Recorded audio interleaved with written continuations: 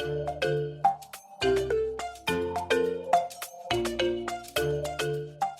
everyone, my name is Tamara and I'm here today with my fellow SFU health peers Alicia and Mariel. So for those of you who aren't familiar with us yet, we are the health peers and we host a wide range of outreaches on topics related to nutrition, active living, mental well-being, sexual health, and more. So today we will be discussing a sensitive topic and we would like to give a trigger warning before starting, as we'll be talking about disordered eating. So topics today will include the prevalence of disordered eating and weight concerns, how to spot the signs of disordered eating, risk factors for disordered eating, and how to support someone experiencing disordered eating. And also we'll be using resources and reference today from the National Eating Disorder Information Center, which we'll be referring to as NETIC from now on, which is a nonprofit group which is based out of the University Health Network in Toronto. And we'll also be linking their resources in the description box of this video, which can provide further information on any topics that we discuss today. And also before starting, we would like to take this time to respectfully acknowledge that we're recording from the unceded traditional Coast Salish territories, which include the Tsleil-Waututh, Kwikwetlem, Stolo, Stz'uminus, Katzie, Kwantlen, Tsawwassen, and SÁNEČ nations. And now with that, let's talk and learn some more about disordered eating.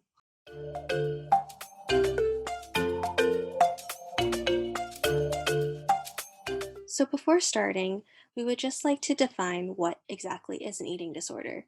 Using the definition defined by NETIC, an eating disorder is considered a persistent disturbance in eating and eating-related behaviors that negatively affect one's physical health, mental health, and/or psychosocial functioning.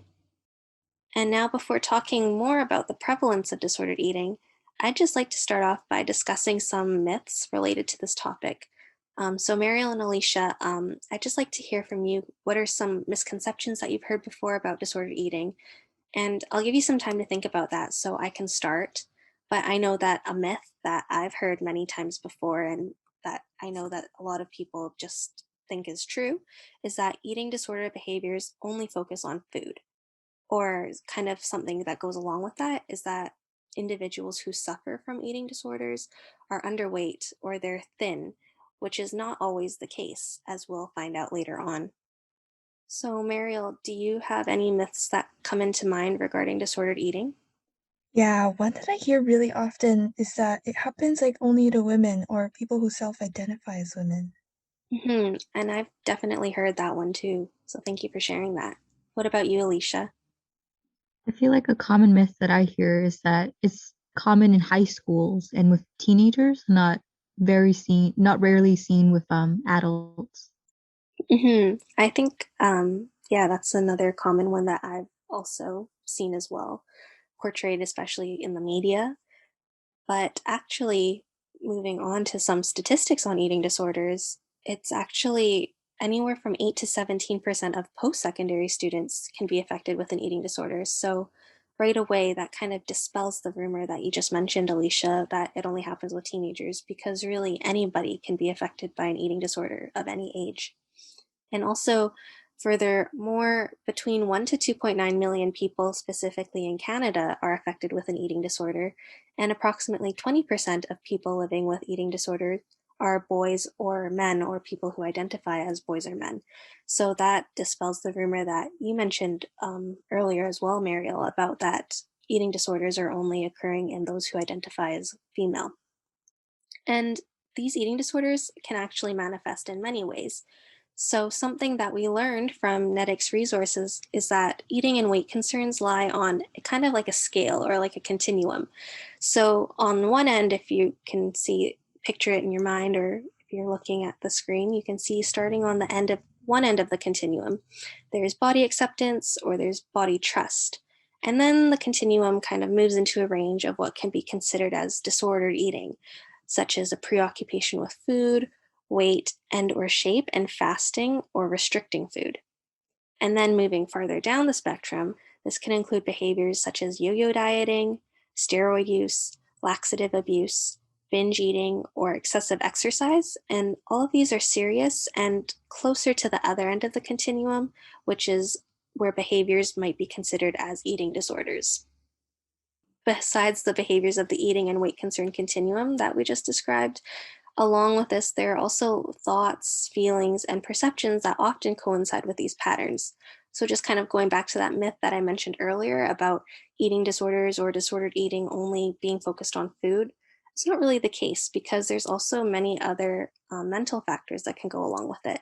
So, for example, some thoughts and perceptions might include sentiments like, oh, my body isn't a certain way, I'm not thin enough, or I'm not muscular enough, or other negative feelings when looking at your body in the mirror.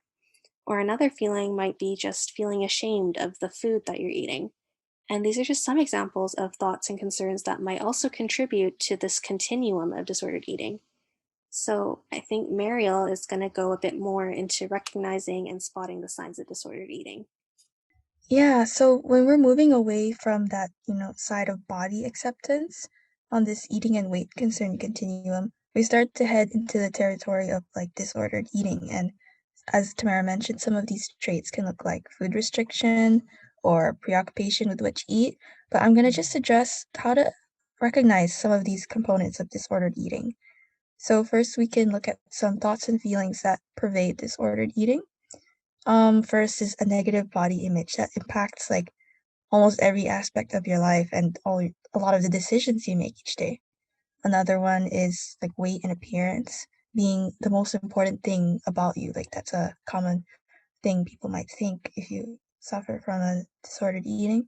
Another is having unrealistic beauty or fitness standards. Your thoughts are always centered on your body and food. You may fear having fat or be afraid of fat. And you may have these really big shame storms around eating and guilt. Additionally, here are some key behaviors around disordered eating. So as Tamara mentioned, one is excessive weight control. This can be done through restricting calories, over exercising, laxatives, binge eating, and body checking. And body checking is just when you constantly, check back on your appearance with a mirror, scale, and engaging in a lot of body comparison. So warning, this may be triggering, but here are really some common physical signs of someone who may be going through some disordered eating. And 6 of these are sudden gain or loss of weight, always feeling cold, feeling dizzy or faint, frequent stomach aches, constipation, or even losing your regular menstrual cycle. So this is really big because, I used to think that eating disorders was just like, okay, when you're at dinner table, you choose to eat less and that's just something you constantly do. But it's much more than that. It's about all these thoughts about your body, about exercising, about food, and they all kind of tie together and they affect you in many parts of your life, like at home, in the bathroom, when you're in the gym, at work. So it's pretty pervasive. And here are some common eating disorders that are diagnosable.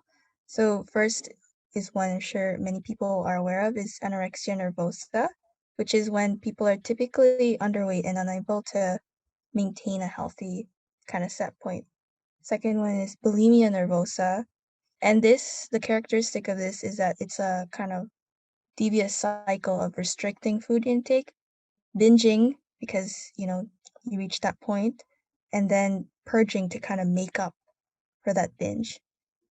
And there's avoidant and restrictive food intake disorder, which usually begins in childhood with kind of some picky eating habits or a bad experience with food and may develop into a more serious eating disorder in adulthood, as well as binge eating disorder, which is like bulimia, but without the restricting and without the purging. And finally, other specified feeding or eating disorders. Some informal language you may come across when in this conversation about disordered eating is anorexia athletica, which is compulsive exercising, and orthorexia, which is when you're really preoccupied about having really healthy or natural foods prepared in a certain way. And these are not diagnosable or official, but just some informal terms.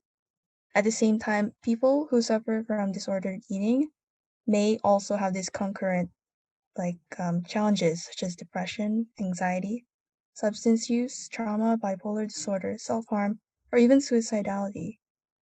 So I know this paints a really grim picture, but what causes these eating disorders and who is at most risk of developing one?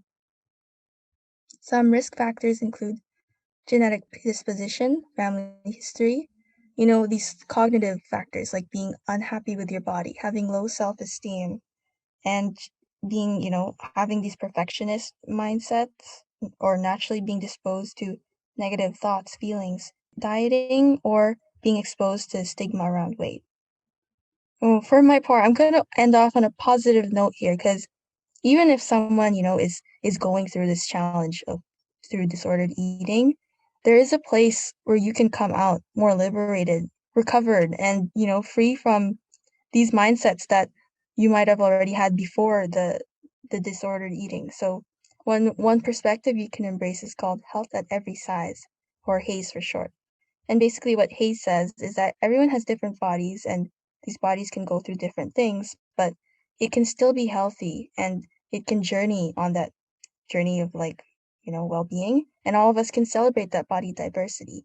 And we need to be aware that appearances don't determine health and that we can practice compassionate self-care, which is when we don't do things because, we're pressured to do something.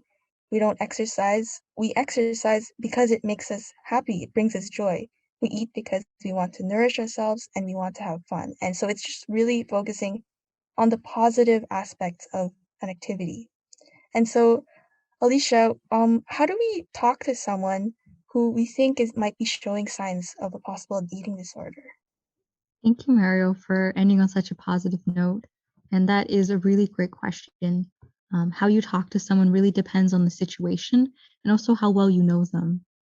So it's very important that you just remember your own role and your own expertise.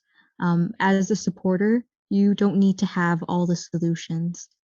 So now I'm going to go through two scenarios. The first one is if someone discloses to you, and it's important that you first hear them out, just listen, give them the microphone and listen to understand and not to respond. Everyone's experience is different, so we don't want to jump to judging or fixing. It also takes a lot of courage and must have weighed on them a lot for them to feel like they can talk to you about it. So try to normalize their experience. Say things like, this isn't your fault. Eating disorders can affect everyone. Lots of people in university experience eating disorders. You're not alone. Make sure you're coming from a place of non-judgment. And also acknowledge that it's difficult.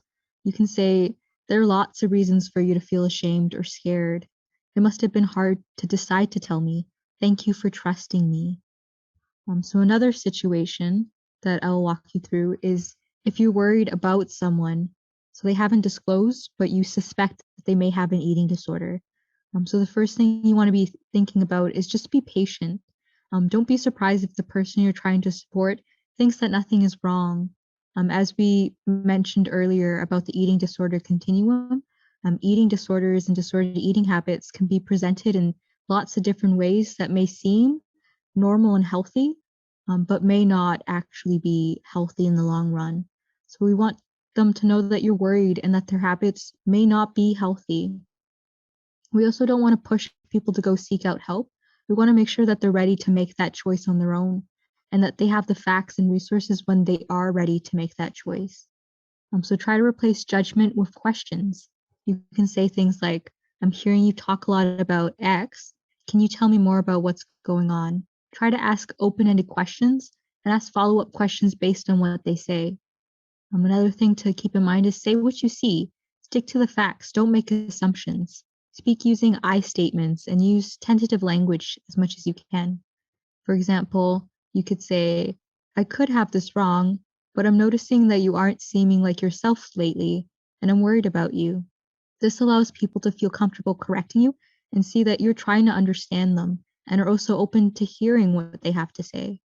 If you are noticing physical signs, you can provide education and resources. So remember the signs Mario mentioned earlier are sudden gain or loss of weight, always feeling cold, dizzy or faint, frequent stomach aches, constipation, or lost regular menstruation cycle. And you can also share NETIC resources. NETIC has a really great website full of lots of different resources and information about eating disorders and disordered eating habits. And you can also give them the link to the HCS website. The website has lots of different virtual resources, and they also have split up the website into different student populations. So you can also ask them what support they might need and how you can support them. Remember what I mentioned earlier, you're not an expert. With close friends, it can be really tempting to try to find a solution to help them when you see them struggling. But your role as a friend is so important. You are there to help support them in finding resources and getting professional help. Let them know that there are places that they can get help from. And even if they don't know yet how you can help, it's always nice to ask so that they know that you are a resource they can use in the future. Try to offer support and grounded optimism. Say things like, I support you getting help, but also don't put conditions on your support. Instead, say things like, healing from this can be difficult and look different for everyone. What's on your mind as you think about this? What's standing in the way of you taking steps towards support? What have you done before to make things better? Try to also affirm the qualities and abilities that are unrelated to food or physical appearance. Refrain from complimenting their appearance. Don't say things like, you don't need to have an eating disorder, you look fine, you have a great body. Try to talk about qualities like you're a really great friend, or I really admire your creativity, you make really amazing paintings. Sometimes people also feel like they are their eating disorder. So try to reaffirm that they are a person and they have defining qualities. They're more than their eating disorder. They are a person first. Talk about other aspects of their life. Remind them of their many strengths. So now I'd like to ask you and Mariel and Tamara, what are some resources that you can refer someone to? So I mentioned earlier about NETIC's website. They also have an anonymous and confidential instant chat service on their website if people want to talk about their eating disorders with an expert. So Tamara, would you like to go first? Yeah, thank you for all of that, Alicia. Another resource that comes to mind, or some multiple resources, I guess, it's not necessarily about disordered eating, but just in general, if you're experiencing food insecurity, I know you can check out websites for local food banks, including the Greater Vancouver Food Bank or the Surrey Food Bank, or there's also the Burnaby Neighborhood House, and you can check out their websites to learn some more about programs or food distribution schedules. And as for on-campus resources, the Women's Center is currently giving out some free vegetable seeds to students if you're interested in growing your own vegetables. And also, I think it's temporarily paused due to provincial health orders right now, but the Embark Food Rescue Program distributes imperfect-looking produce to the university community for free or by donation. So maybe you can check out that website for any updates on the program to see if it'll be running later in the spring or even in the summer. What about you, Mariel? Yeah, HCS also provides like individual or group therapy. One such group is Mindful Medicine for Women of Color. So that's just an example of the many targeted kind of practices that they have for the SFU community. And if you're not quite sure what you need, or you need help navigating the resources, you can drop in via Zoom or live chat and talk to an HCS Access Case Manager, and they'll help you figure out what you need. Alicia? Thank you, Tamara and Mario, for both sharing such great resources. Another really great resource that you can download and access whenever you need is MySSP. It's a 24/7 app that you can download onto your phone, and they'll connect you with a counselor of your preferred language via chat, video call, or phone. And you can also use it to get help in supporting someone, because you want to make sure that you are in a great mental space to be able to provide support to someone else. So to summarize our whole podcast, I know we threw a lot of information at you. It's important to remember that people with disordered eating habits may be in different stages of change, as well as on the continuum of disordered eating. Disordered eating habits can also differ amongst people. They may not always see their behavior as problematic or be aware that they have an eating disorder. It's important to remember that recovery can also be a long process in which they're continually working on trying to build and sustain new behavior patterns to replace the old ones. And it is okay to relapse and fall back into old patterns. No one's perfect. We all make mistakes. So trying to come from a place of non-judgment when this does happen. And sometimes you might not also find the right match for therapy first, and they may need your support to help them to keep persevering and to be engaged in the recovery. Keep following up with them by giving them space, but also watching out for those warning signs and making sure that they know that you're there as a resource for them. Remember, you can always access MySSP or book an appointment with a counselor, and they can also provide you with tips to help you support someone else. So this concludes our episode for today about disordered eating habits. We hope you found this episode helpful and now know a little bit more about disordered eating habits, how to spot the signs, and also how to support someone. We'd love to hear your thoughts and opinions, so please leave a comment down below if you have any advice, resources, or questions about disordered eating. Also, please be sure to check out the description box for links to the resources that we mentioned in the podcast, and give our previous podcast a listen if you haven't already, and stay tuned for our next podcast. Thanks again for listening. Stay safe and healthy.